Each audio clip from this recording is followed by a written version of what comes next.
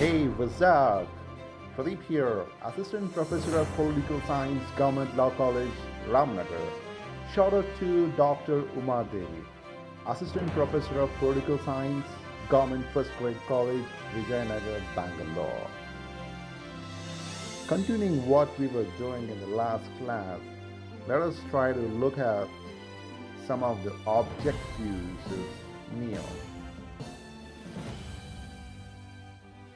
ಇಂದಿನ ಸಂಚಿಕೆಯಲ್ಲಿ ನಾವು ನವ ಅಂತಾರಾಷ್ಟ್ರೀಯ ಆರ್ಥಿಕ ವ್ಯವಸ್ಥೆ ಬಗ್ಗೆ ಸಂಕ್ಷಿಪ್ತವಾಗಿ ತಿಳ್ಕೊಳ್ಳಿಕ್ಕೆ ಪ್ರಯತ್ನ ಪಟ್ವಿ. ಮುಂದುವರಿಸುತ್ತಾ ಈ ಸಂಚಿಕೆಯಲ್ಲಿ ನಾವು ನಿಯೋವಿನ ಗುರಿಗಳ ಬಗ್ಗೆ ಸ್ವಲ್ಪ ಗಮನ ಹರಿಸೋಣ. The NIEO aims at social justice among the trading countries of the world. ಮೊದಲ ಗುರಿ ಏನು ಅಂತ ಹೇಳಿದ್ರೆ, ರಾಷ್ಟ್ರಗಳು ಉತ್ತಮ ವ್ಯಾಪಾರ ಮತ್ತು ವ್ಯವಹಾರದ ದೃಷ್ಟಿಕೋನದಲ್ಲಿ ಸಾಮಾಜಿಕ ನ್ಯಾಯವನ್ನು ಕಲ್ಪಿಸುವಂಥದ್ದು. ಸಾಮಾಜಿಕ ನ್ಯಾಯವನ್ನು ಕಲ್ಪಿಸುವುದು ಹೇಗೆ? ಅತ್ಯಂತ ಶ್ರೀಮಂತ ಇರುವಂತಹ ರಾಷ್ಟ್ರಗಳು ಒಂದು ಕಡೆ, ಕಡು ಬಡ ಮತ್ತು ಬೆಳೆಯುತ್ತಿರುವಂಥ ರಾಷ್ಟ್ರಗಳು ಮತ್ತೊಂದು ಕಡೆ. ಈ ಎರಡು ರಾಷ್ಟ್ರಗಳನ್ನ ತಕಡಿ ಹಾಕ್ಕೊಂಡು ತೂಗಿದ್ರೆ ಶ್ರೀಮಂತ ರಾಷ್ಟ್ರಗಳು ಭಾರವಾಗಿದ್ದು ಕೆಳಗಿರ್ತವೆ, ಎಲ್ಲ ಬಡ ರಾಷ್ಟ್ರಗಳು ಮೇಲ್ತೇಲ್ತವೆ. So the only way we can create social justice is to transfer the richness from the rich country to the poor country and developing country, or from the first world to the third world. That is made possible only through fair trade mechanism, and also giving an opportunity for the developed countries and the less developed countries,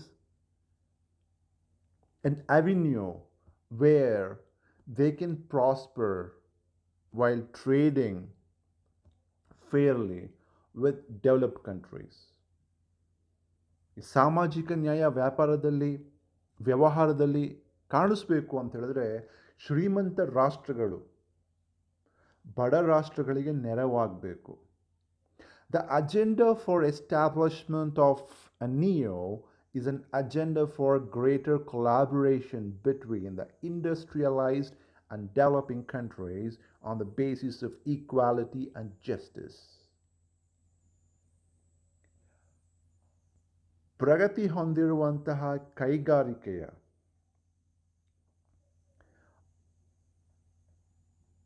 ರಾಷ್ಟ್ರಗಳು ಮತ್ತು ಬೆಳೆಯುತ್ತಿರುವಂತಹ ರಾಷ್ಟ್ರಗಳು ಉತ್ತಮ ರೀತಿಯಾಗಿರುವಂತಹ ನ್ಯಾಯ ಸಮಾನತೆಯ ಆಧಾರದ ಮೇಲೆ ಕೆಲಸ ಮಾಡಬೇಕು. NIEO also seeks restructuring of existing institutions and forming new organizations to regulate the flow of trade, technology, capital, funds in the common interest of the world's global economy, and due to benefits in favor of the LDCs. It has the spirit of the world without borders. ಮತ್ತೊಂದು ಮುಖ್ಯವಾಗಿರುವಂತಹ ಗುರಿ ಏನಿಂತ ಅಂತ ಹೇಳಿದ್ರೆ, ಈ ತಂತ್ರಜ್ಞಾನ, ವ್ಯಾಪಾರ, ಅತ್ಯಂತ ಹೆಚ್ಚು ಬಂಡವಾಳ ಎಲ್ಲವೂ ಕೂಡ ಒಂದು ಗುಂಪಿನ ರಾಷ್ಟ್ರಕ್ಕಲ್ಲ, ಇಡೀ ಅಂತಾರಾಷ್ಟ್ರೀಯ ಅರ್ಥ ವ್ಯವಸ್ಥೆನ ಉದ್ಧಾರ ಮಾಡಲಿಕ್ಕೋಸ್ಕರ ಹಲವಾರು ಸಂಘಟನೆಯನ್ನು ಪುನರ್ರಚಿಸಬೇಕಾಗುತ್ತೆ. It suggests more equitable allocations of world's resources through increased flow of aid from the rich nations to the poor countries. ಶ್ರೀಮಂತ ರಾಷ್ಟ್ರಗಳಿಂದ ಅನುದಾನಗಳು ಬಡ ರಾಷ್ಟ್ರಗಳಿಗೆ ಸಾಗಬೇಕು.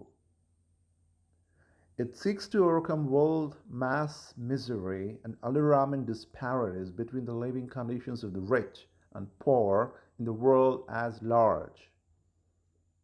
ವಿಶ್ವದಲ್ಲಿ ಅತಿ ಹೆಚ್ಚು ರಾಷ್ಟ್ರಗಳಲ್ಲಿ ಬಡತನ, ಹಸಿವು, ಇನ್ನಿತರ ಬಹಳ ಕಠಿಣವಾಗಿರುವಂಥ ಸಮಸ್ಯೆಗಳು ಎದುರಿಸ್ತಾ ಇದೆ. ಇದನ್ನು ವಿಶ್ವದ ಬೆಳೆದಿರುವಂಥ ರಾಷ್ಟ್ರಗಳ ಸಹಾಯದೊಂದಿಗೆ ಇತ್ಯರ್ಥಗೊಳಿಸಬೇಕೆಂಬ ಉದ್ದೇಶಗಳು ಕೂಡ ಹೊಂದಿರುತ್ತದೆ. It aims to provide poor nations increased participation and how they are seen in the decisions-making process in international affairs. ಬಡ ರಾಷ್ಟ್ರಗಳಿಗೆ ಅತಿ ಹೆಚ್ಚಿನ ನಿರ್ಧಾರವನ್ನು ಮಾಡುವಂತಹ ಪ್ರಕ್ರಿಯೆಯಲ್ಲಿ ಪಾಲ್ಗೊಳ್ಳುವುದು ಅಂತಾರಾಷ್ಟ್ರೀಯ ವ್ಯವಸ್ಥೆಯಲ್ಲಿ. Among other objectives, the NIEO envisages the establishment of a new international currency, the implementation of SDR linkages, the increased stabilization of international floating exchange system, and the use of IMF funds as interest subsidy and loans to the poorest developing countries. ಇದು ಅಂತಾರಾಷ್ಟ್ರೀಯ ಆರ್ಥಿಕ ವ್ಯವಸ್ಥೆಗೆ ಬಂದಾಗ ಅಲ್ಲಿ ಹಣಕಾಸು ವಿಚಾರಕ್ಕೆ ಸಂಬಂಧಪಟ್ಟಂತೆ SDR self drawing rights ಅಂದರೆ ರಾಷ್ಟ್ರಗಳು ಇಂಟರ್ನ್ಯಾಷನಲ್ ಮಾನಿಟರಿ ಫಂಡಿಂದ ಯಾವ ರೀತಿಯಾಗಿ ಸಾಲವನ್ನು ಪಡ್ಕೊಳ್ಳುವಂಥದ್ದು ಅದು SDR ಮೇಲೆ ಡಿಪೆಂಡ್ ಆಗಿರುತ್ತೆ. ಒಂದು ರಾಷ್ಟ್ರದ SDR ಜಾಸ್ತಿ ಇದ್ದಷ್ಟು ಅವರು ಜಾಸ್ತಿ ಸಾಲನ ಪಡ್ಕೋಬೋದು. ಸೊ ಅದರ ಆಧಾರದ ಮೇಲೆ ಅನುದಾನಗಳು, ಸಾಲವನ್ನು ನೀಡುವಂಥದ್ದು, ಸಬ್ಸಿಡಿಯನ್ನು ಕೊಡುವಂಥದ್ದು ಯಾರಿಗೆ? ಬಡ ರಾಷ್ಟ್ರಗಳಿಗೆ. ಈ ಅಂಶನೂ ಕೂಡ ಇಲ್ಲಿ ಕಾಣ್ಬೋದು. The crucial aim of the NIEO is to promote economic development among the poor countries through self-help and South-South cooperation. Very interesting point. ಕೇವಲ ಶ್ರೀಮಂತ ರಾಷ್ಟ್ರಗಳ ಮೇಲೆ ಅವಲಂಬನೆ ಆಗೋದೊಂದರಲ್ಲ, ಜೊತೆಯಲ್ಲಿ ಬಡ ರಾಷ್ಟ್ರಗಳು ತಮ್ಮಲ್ಲಿ ಉತ್ತಮ ಸಂಪರ್ಕ ಸಾಧನೆಗಳು ಸಹಕಾರವನ್ನು ಲಭಿಸಿ ತಮ್ಮ ಸಮಸ್ಯೆಗಳಿಗೆ ತಾವೇ ಪರಿಹಾರವನ್ನು ಕಂಡಿರುವಂಥ ವ್ಯವಸ್ಥೆಯೂ ಕೂಡ ಇದರ ಗುರಿಯಾಗಿರುತ್ತದೆ. The NIEO intends to deal with major problems of the South, such as balance of payment, disequilibrium, debt crisis, exchange scarcity. South ಅನ್ನುವಂಥದ್ದು ನಾವು ಮತ್ತೆ ಮುಂದಿನ ಟಾಪಿಕಲ್ಲಿ ಚರ್ಚೆ ಮಾಡೋಣ. ಬಟ್ ಭಾಳ ಬ್ರೀಫಾಗಿ ಹೇಳಬೇಕು ಅಂತ ಹೇಳಿದ್ರೆ, ಸೌತ್ ಅಂತ ಹೇಳಿದ್ರೆ ಬಡ ರಾಷ್ಟ್ರಗಳು ಮತ್ತು ಬೆಳೆಯುತ್ತಿರುವಂತಹ ರಾಷ್ಟ್ರಗಳು. It's basically a poor countries. ಇಂಥ ಬಡ ರಾಷ್ಟ್ರಗಳಿಗೆ ಅತ್ಯಂತ ಮುಖ್ಯ ಸಮಸ್ಯೆಗಳೇನು ಅಂತ ಹೇಳಿದ್ರೆ balance of payment, disequilibrium. What is balance of payment? ನಾವು ವ್ಯಾಪಾರ ಮಾಡುವಂಥ ಸಮಯದಲ್ಲಿ ಸಾಲ ತೊಗೊಂಡಿರ್ತೀವಿ, ಅಥವಾ ಎಕ್ಸ್ಪೋರ್ಟ್ ಜಾಸ್ತಿ ಮಾಡ್ತಿರ್ತೀವಿ, ಅಥವಾ ಇಂಪೋರ್ಟ್ ಜಾಸ್ತಿ ಮಾಡ್ತಿರ್ತೀವಿ. ಬ್ಯಾಲೆನ್ಸ್ ಆಫ್ ಪೇಮೆಂಟ್ ಯಾವಾಗುತ್ತೆ ಅಂದರೆ ಒಂದು ರಾಷ್ಟ್ರದ ಜೊತೆ ಮತ್ತೊಂದು ರಾಷ್ಟ್ರ ವ್ಯವಹಾರ ಮಾಡಿದಾಗ ಅತಿ ಹೆಚ್ಚಾಗಿ ನಾವು ಇಂಪೋರ್ಟ್ ಮಾಡಿಕೊಂಡ್ರೆ ನಾವು ನಮ್ಮ ದೇಶದಿಂದ ಹಣ ಬೇರೆ ದೇಶಕ್ಕೆ ಕೊಡಬೇಕಾಗತ್ತೆ. When the capital flows from one country to the other country will start becoming richer, whereas this country will start becoming poorer. So this gives rise to balance of payment disequilibrium. ಉತ್ತಮವಾಗಿ ಸ್ಥಿರವಾಗಿರಬೇಕು ಅಂತ ಹೇಳಿದ್ರೆ import should be equal to export. It's an ideal situation. But ಆದರೆ ಆ ಸಮಯದಲ್ಲಿ problem ಏನಾಗ್ತಿತ್ತು ಅಂತ ಹೇಳಿದ್ರೆ ಇಂಪೋರ್ಟ್ ಜಾಸ್ತಿ ಮಾಡ್ಕೊಳ್ತಾ ಇದ್ವಿ, ಎಕ್ಸ್ಪೋರ್ಟ್ ಮಾಡಲಿಕ್ಕೆ ನಮ್ಮ ಹತ್ರ ಏನೂ ಇರ್ತಿರಲಿಲ್ಲ. ಈ ಒಂದು ಕಾರಣಕ್ಕೋಸ್ಕರ ದೇರ್ ವಾಸ್ ಅ ಡಿಸ್ಇಕ್ವಿಲಿಬ್ರಿಯಮ್, ಡೆಪ್ಟ್ ಕ್ರೈಸಿಸ್. ಸಾಲ ತೊಗೊಂಡಿರ್ತೀವಿ but we are not able to fulfill the commitment. ಬಡ್ಡಿ ಚಕ್ರ ಬಡ್ಡಿ ಹೋಗ್ತಾ ಇರುತ್ತೆ. ಆ ಸಾಲ ತೀರಿಸಬೇಕು ಅಂತ ಹೇಳಿದ್ರೆ ಮತ್ತಿನ್ನೇನೋ ಸಮಸ್ಯೆ, ಬೇರೆ ಕಡೆಯಿಂದ ಸಾಲ ತಗೊಳ್ಳುವಂಥದ್ದು ಅಥವಾ ತೆರಿಗೆನ ಹೆಚ್ಚಿಸುವಂಥದ್ದು. Exchange scarcity. That was a time when dollar was a currency which nations were dealing with. There was no confidence in any other currency, only dollar. So dollar ಮೇಲೆ ಅತಿ ಹೆಚ್ಚಾಗಿರುವಂತಹ ಒತ್ತಡ. ಆದರೆ ಡಾಲರ್ಸ್ ಬೇಕು ಅಂತ ಹೇಳಿದ್ರೆ ನಮ್ಮ ದೇಶದಲ್ಲಿರುವಂಥ ಹಣದ ಮೌಲ್ಯ ಕುಸಿತಾ ಇರುತ್ತೆ. ಅದನ್ನು ತೊಗೊಂಡು ಡಾಲರ್ ಕೊಟ್ಟರೆ ಹೆಚ್ಚು ಹಣ ಕೊಟ್ಟು ಕಡಿಮೆ ಡಾಲರ್ಗಳನ್ನ ಕೊಂಡ್ಕೋಬೇಕು. ಸೊ ನಮ್ಮಲ್ಲಿರುವಂಥ ಎಲ್ಲ ಹಣವನ್ನು ತೊಗೊಂಡು ನಾವೇನಾದರೂ ಇಂಟರ್ನ್ಯಾಷನಲ್ ಟ್ರೇಡ್ ಮಾಡೋ ಟೈಮ್ನಲ್ಲಿ ಏನಾದರೂ ಹೊರಗಡೆ ದೇಶನ ಖರೀದಿ ಮಾಡಬೇಕು ಅಂದರೆ they will not accept rupee, they will accept only dollar. So ನಾವು ಅಗೇನ್ ಡಾಲರ್ನ ಖರೀದಿ ಮಾಡಬೇಕು. ಡಾಲರ್ ಖರೀದಿ ಮಾಡಬೇಕು ಅಂದರೆ ಅತಿ ಹೆಚ್ಚು ರೂಪಾಯಿನ ನಾವು ಖರ್ಚು ಮಾಡಬೇಕಾಗತ್ತೆ. So this will actually create exchange scarcity, inflation, monetary devaluation policies by the government. So ಇವೆಲ್ಲವೂ ಕೂಡ it was very common to developing countries and the poor countries.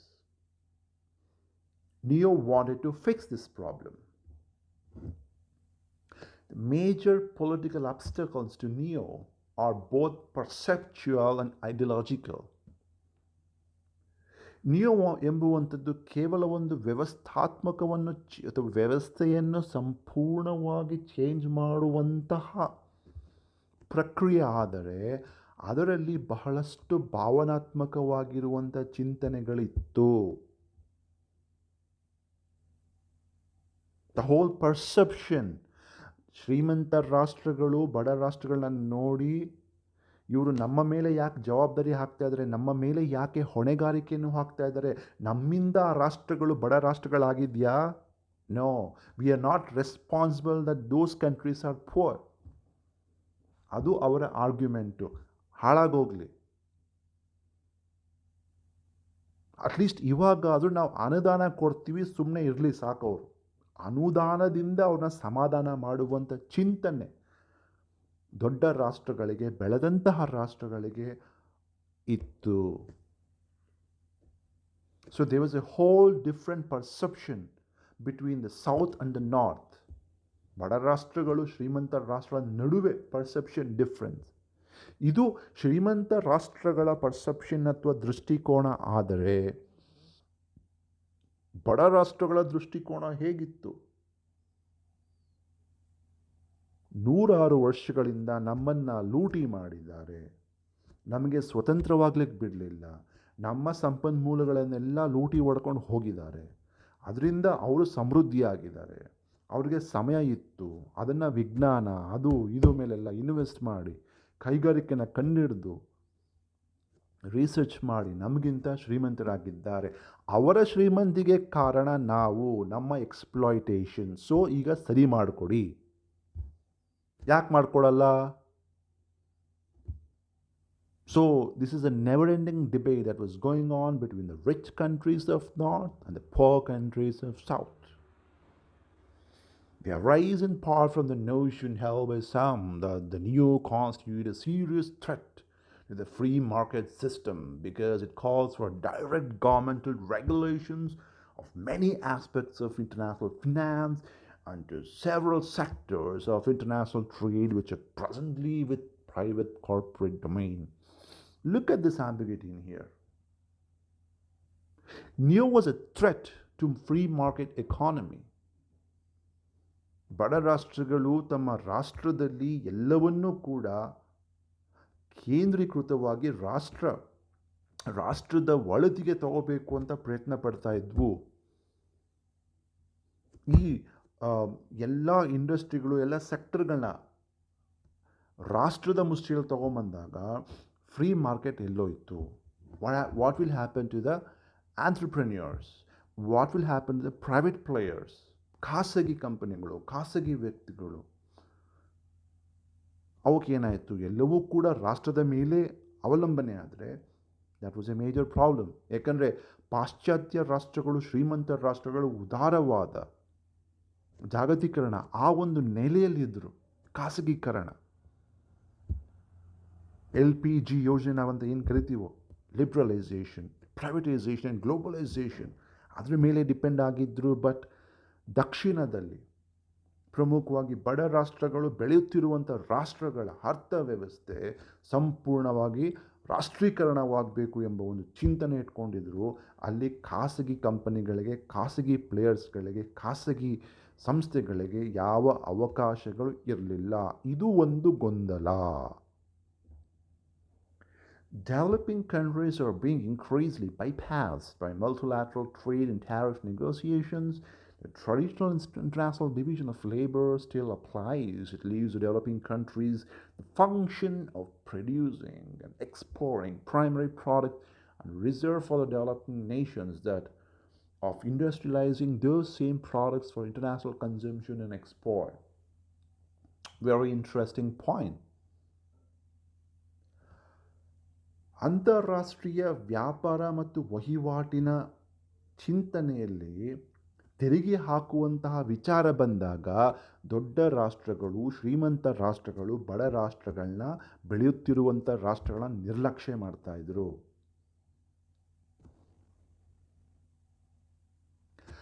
ಬೆಳೆಯುತ್ತಿರುವಂತಹ ಬಡ ರಾಷ್ಟ್ರಗಳ ಉದ್ದೇಶ ಏನಿತ್ತು ಅಥವಾ ಅವರ ಪ್ರಕಾರ ಏನಿತ್ತು ಅಂದರೆ, ತಮ್ಮ ಸಂಪನ್ಮೂಲಗಳನ್ನು ತಗೊಂಡು ನಾವು ಶ್ರೀಮಂತ ರಾಷ್ಟ್ರಗಳಿಗೆ ಮಾರ್ತೀವಿ, ಶ್ರೀಮಂತ ರಾಷ್ಟ್ರದವರು ನಮ್ಮ ಪದಾರ್ಥಗಳನ್ನ ಬಳಕೆ ಮಾಡಿ ಉತ್ಪಾದನೆ ಮಾಡಿ ಮತ್ತೆ ಆ ಉತ್ಪಾದನೆಯಿಂದ ಬಂದಂತಹ ಪ್ರಾಡಕ್ಟ್ಸ್ ಅಥವಾ ಗುಡ್ಸ್ ನಮಗೆ ಸೆಲ್ ಮಾಡ್ತಾರೆ. ಬ್ರಿಟಿಷ್ ಏನು ಮಾಡ್ತಾ ಇತ್ತು, ನಮ್ಮ ಹತ್ತಿ ತಗೊಂಡು ಹೋಗಿ ಅಲ್ಲಿ ಮ್ಯಾಂಚೆಸ್ಟರ್ನಲ್ಲಿ ಮ್ಯಾನುಫ್ಯಾಕ್ಚರ್ ಮಾಡಿ ಬಟ್ಟೆಗಳನ್ನ ನಮಗೆ ವಾಪಸ್ ಬಂದು ಮಾರ್ತಾಯಿದ್ರು. ವಸಾಹತುಶಾಹಿಯ ಸಮಯದಲ್ಲಿ. ಬಟ್ ಈಗ ಸ್ವಾತಂತ್ರ್ಯ ಬಂದಾದ್ರ ಮೇಲೂ ಕೂಡ ಪರೋಕ್ಷವಾಗಿ ಆರ್ಥಿಕ ವಸಾಹತುಶಾಹಿ ನಡೀತಾ ಇದೆ. NIEO, in relation to production and distribution of food, finds obstacle to the production and distribution of primary commodities and energy. The unreliability of food aid programs, the manipulations of reserves, and agribusiness orientation of transactional corporations.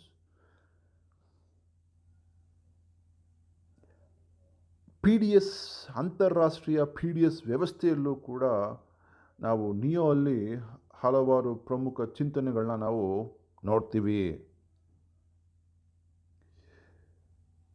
For example 1967ನಲ್ಲಿ ನಮ್ಮ ದೇಶದಲ್ಲಿ ಬರಗಾಲ ಬಂದಿತ್ತು. We wanted to have a wheat.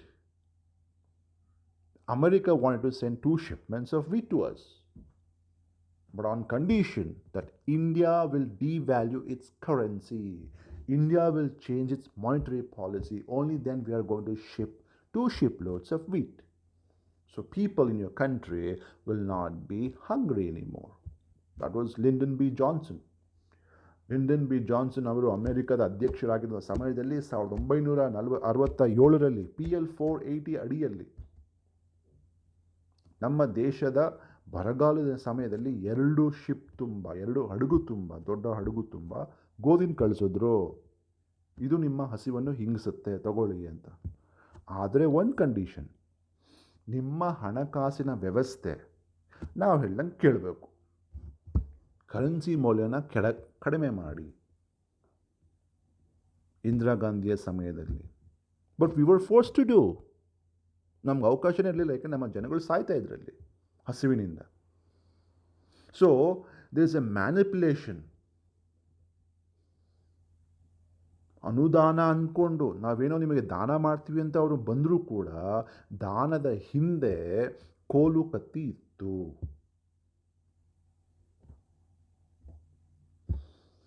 NIEO attempted to correct the imbalance in area of technology. The process of technological innovation requires organization and financial resources to make invention commercially feasible. Technological innovation has been the main force underlying development and competition in modern industrial economies. And for corporations, it has been the principal means of survival and control in the market. Imbalance in area of technology. ಶ್ರೀಮಂತ ರಾಷ್ಟ್ರಗಳ ಹತ್ರ ತಂತ್ರಜ್ಞಾನ ಇದೆ, ಬಡ ರಾಷ್ಟ್ರಗಳ ಹತ್ರ ತಂತ್ರಜ್ಞಾನ ಇಲ್ಲ. There is no technology. Our technology is very inferior. If we want to have any edge in technological innovation, we need to have money. ಹಣ ಇಲ್ಲ ಅಂದರೆ ಹೆಂಗೆ ಇನ್ವೆಸ್ಟ್ ಮಾಡ್ತೀವಿ? ಇನ್ವೆಸ್ಟ್ ಮಾಡಲ್ಲ ಅಂತ ಹೇಳಿದ್ರೆ ತಂತ್ರಜ್ಞಾನ ಹೇಗೆ ಬೆಳೆಯುತ್ತೆ? ಸೊ ಪ್ರಗತಿ ಹೊಂದಿರುವಂಥ ರಾಷ್ಟ್ರದ ಏಕೈಕ ಯಶಸ್ಸಿಗೆ ಕಾರಣ ಏನಪ್ಪ ಅಂದರೆ innovation, Discovery, doing something better. ಆ ಕಾಲದಿಂದಲೂ ನೋಡಿ, type writer, Gutenberg press, bulb, electricity, ಅದು ಇದು ಒಂದು ಒಂದು ಒಂದು ಒಂದು ಒಂದು ಮಾಡೋದೆಲ್ಲ ಮಾಡ್ತಾನೆ ಇರ್ತಾರೆ. That is the edge. Technology is very important for the growth. But if you want to have a technology, if you want to innovate, ವಿಷ್ಕಾರ ಮಾಡುವಂಥದ್ದು ಹಣ ಬೇಕು. ಹಣ ಇಲ್ಲ, ಏನು ಮಾಡೋದು? This wanted to be fixed. ನಿಯೋವಿನ ಗುರಿ ಇದನ್ನು ಫಿಕ್ಸ್ ಮಾಡಬೇಕು ಅಂತ ಇತ್ತು.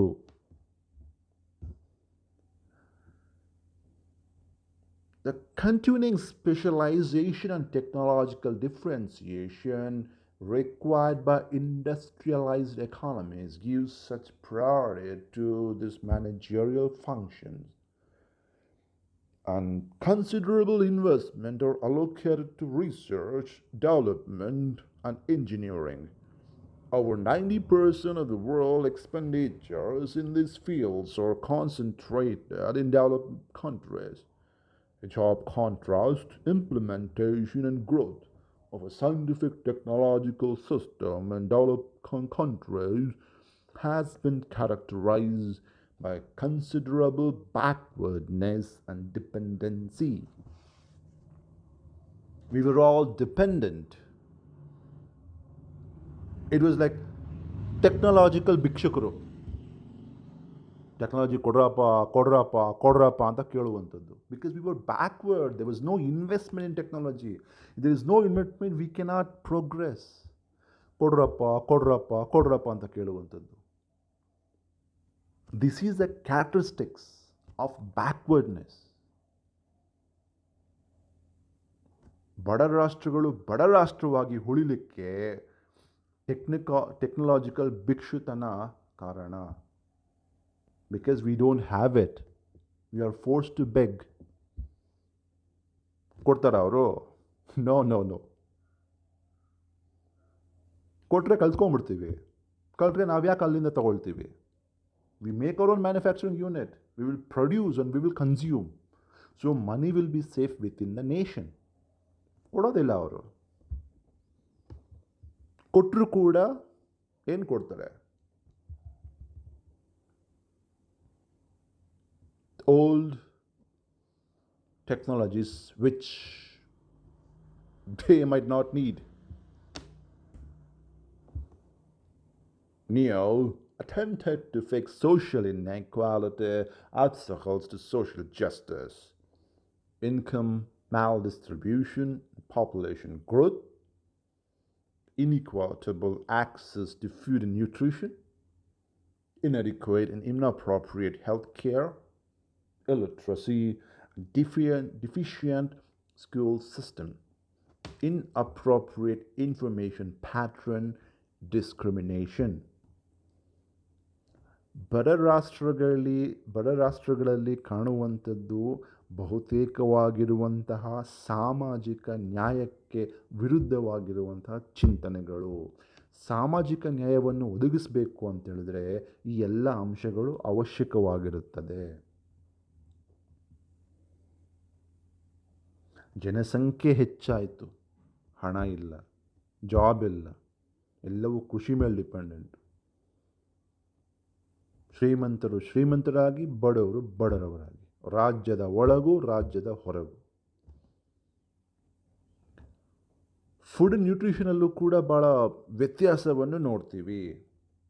ಆಹಾರದ ಗುಣಮಟ್ಟ ಚೆನ್ನಾಗಿರೋದಿಲ್ಲ, ಪೌಷ್ಟಿಕಾಂಶನೂ ಕೂಡ ಸಿಗೋದಿಲ್ಲ. ಅದರಿಂದ ಚಿಕ್ಕ ವಯಸ್ಸಿನಲ್ಲೇ ರೋಗ ಬಂದು ಸಾಯುವಂಥದ್ದು. ಹೆಲ್ತ್ ಕೇರ್ ಅಂತೂ ಇಲ್ಲವೇ ಇಲ್ಲ. ಬೆಳೆಯುತ್ತಿರುವಂಥ ಬಡ ರಾಷ್ಟ್ರಗಳಲ್ಲಿ ಅನಾರಕ್ಷತೆ ಜಾಸ್ತಿ ಇದ್ದು ಶಾಲೆ ವ್ಯವಸ್ಥೆಯೂ ಇಲ್ಲ. ಮಕ್ಕಳು ಓದೋದಿಲ್ಲ. ಓದಲ್ಲ ಅಂದರೆ ಬುದ್ಧಿವಂತರಾಗಲ್ಲ ಅಂದರೆ ಆವಿಷ್ಕಾರ ಮಾಡೋಕ್ಕೋಗೋದಿಲ್ಲ ಅಂದರೆ ರಾಷ್ಟ್ರದ ಸಂಪನ್ಮೂಲಕ್ಕೆ ಕಾಂಟ್ರಿಬ್ಯೂಟ್ ಮಾಡೋಕ್ಕಾಗೋದಿಲ್ಲ. ರಾಷ್ಟ್ರದ ಸಂಪನ್ಮೂಲಕ್ಕೆ ಕಾಂಟ್ರಿಬ್ಯೂಟ್ ಮಾಡೋಕ್ಕಾಗೋದಿಲ್ಲ ಅಂದರೆ ರಾಷ್ಟ್ರ ಬಡವರಾಗಿ ಉಳ್ಕೊಳ್ಳುತ್ತೆ. ಇವೆಲ್ಲ ಕಾರಣದಿಂದ ನಿಯೋ ಏನಾದರೂ ಮಾಡಿ ಬದಲಾವಣೆ ಮಾಡಬೇಕು. ಇದು ಒಂದು ರಾಷ್ಟ್ರದ ಸಮಸ್ಯೆ ಅಲ್ಲ, ನಮ್ಮೆಲ್ಲ ಬಡ ರಾಷ್ಟ್ರಗಳ ಸಮಸ್ಯೆ. This is a problem with all poor countries, not just one country. So we need to go and fix it. How to fix it? Bring the rich country to the table ಮೇಲೆ ಕರ್ಕೊಂಡು ಮಾತಾಡೋಣ, ಅವ್ರ problem ತಿಳಿಸ್ಕೊಡೋಣ, ಅವರಿಂದ ಸಹಾಯ ಪಡ್ಕೊಂಡು ನಾವು ಕೂಡ ಉದ್ಧಾರ ಆಗೋಣ. ಸೊ ಈ ರೀತಿಯಲ್ಲಿ ನಿಯೋ ಸಾಮಾಜಿಕ ನ್ಯಾಯವನ್ನು ಒದಗಿಸುತ್ತಾ ಬಡ ರಾಷ್ಟ್ರ ಮತ್ತು ಶ್ರೀಮಂತ ರಾಷ್ಟ್ರಗಳ ನಡುವೆ ಉನ್ನತ ಸಂಪರ್ಕವನ್ನು ಉತ್ತಮ ರೀತಿಯಲ್ಲಿ ಮಾಡಿ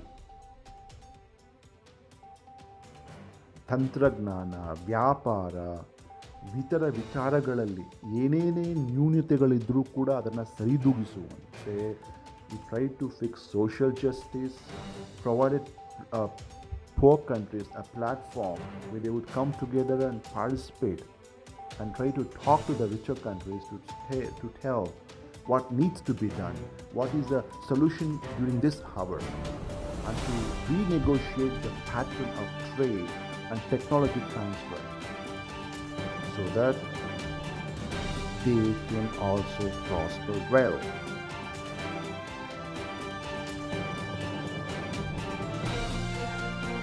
ಮುಂದಿನ ಸಂಚಿಕೆಯಲ್ಲಿ ಮತ್ತಷ್ಟು ವಿಚಾರಗಳೊಂದಿಗೆ ಮತ್ತೆ ಭೇಟಿ ಮಾಡೋಣ. ನಮಸ್ಕಾರ.